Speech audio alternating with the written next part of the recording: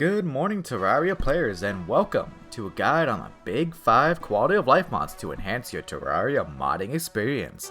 As all YouTubers do, shameless plugging, algorithm, do the stuff, Discord, check it out. Now let's get into the mods. To start off with number 5, as its list is except for number 1 and 2 are in no particular order, we have Boss Checklist. This mod is a good one. It allows you to either hit a hotkey or pull up a menu to look at all the bosses in vanilla and in the mods you are using. See how to summon them, how to craft their summon, their loot drops, and any stats in the fights you do. Just don't look at my stats on Cobblehelm from Piggy-Mod. It's a very nice mod for being transparent in progression and helpful to see where your next goal in progression is. I'd call it a staple mod for your runs. Next up at number 4 we have Alchemist NPC Lite. Not the full version of Alchemist NPC, but the Lite version. This mod adds 8 new NPCs who all do a variety of different things. The full version adds a lot of unnecessary junk that you don't need, so the Lite version is much better for the stuff you actually need, which is the NPCs themselves. Let's take a look at them.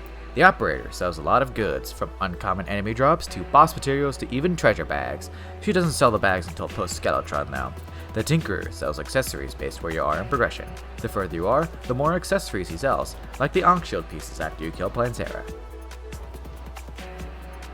The Brewer sells potions. Whether it be modded potions or vanilla potions, more are added throughout progression. The Young Brewer spawns at the start of hard mode and sells combination potions, which combine the effects of a lot of vanilla and Alchemist NPC potions.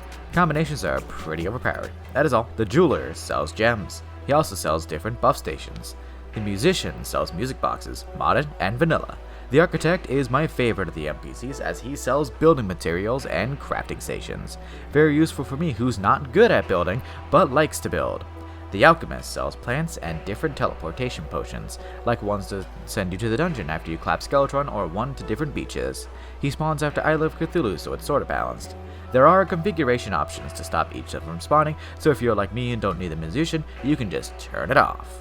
The next quality of life mod is borderline overpowered. It's not as busted as something like Louis AFK though, but it is still very strong. Fargo's Mutant mod. It's a very versatile mod with a ton of configuration options to make the experience of playing smoother. Crafting rare items from banners of the enemy that drops it, converting evil ore into the other, unlimited potion buff when you have 30 of one in your inventory, this mod has it all. It also adds 5 total NPCs. The Squirrel, who sells potions as you collect a certain amount. The Abomination, who sells event summoners and stops events if they're in progress. The Deviant, who sells rare enemy spawners like giant worms, nymphs, and so on, after you kill them of course. The Mutant, who sells boss summons, and the Lumberjack, who sells wood. All can be prevented from spawning through configuration options. Other features of this mod are preventing enemies from spawning during boss fights, raising back stack sizes like 1.1.4 does, making instant bridges and houses, adding crafting from crates, hotkeys for Rod of Discord, and pouches for each bullet and arrow type. It has a lot to offer and it's a very great quality of life mod, even if some aspects like the unlimited potions buff can be a bit overpowered. Before we get to the top 2 essential mods to run in your playthroughs, let's take a look at some honorable mentions. Wing Slot. It gives an accessory slot for wings. Auto Reforge. It converts the Goblin Tinker's random reforge thing into one that cycles until you get the reforge you select. Still consumes the money though.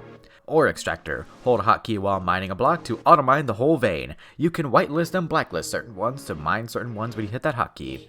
Is there any others I missed? Probably. Now on to the top 2, and probably the most important and essential mods that you should run when playing modded Terraria. Recipe Browser. Hit a hotkey to pull up a menu that shows you every crafting recipe for an item, the mod it's from, and even what enemy drops certain materials. It's the best mod to figure out what needs what instead of going to the guide all the time. You can also look at full crafting trees and whatnot.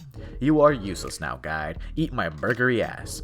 Not only does it show recipes, it also has its own beast tier and even shows armor sets and their bonuses, with filters to narrow down modded versus vanilla. Insanely useful mod and should be in any modded playthrough, which is why I always use it. It's just that good. The final mod of this video, and probably the best mod on this list, is the one, the only, Magic Storage.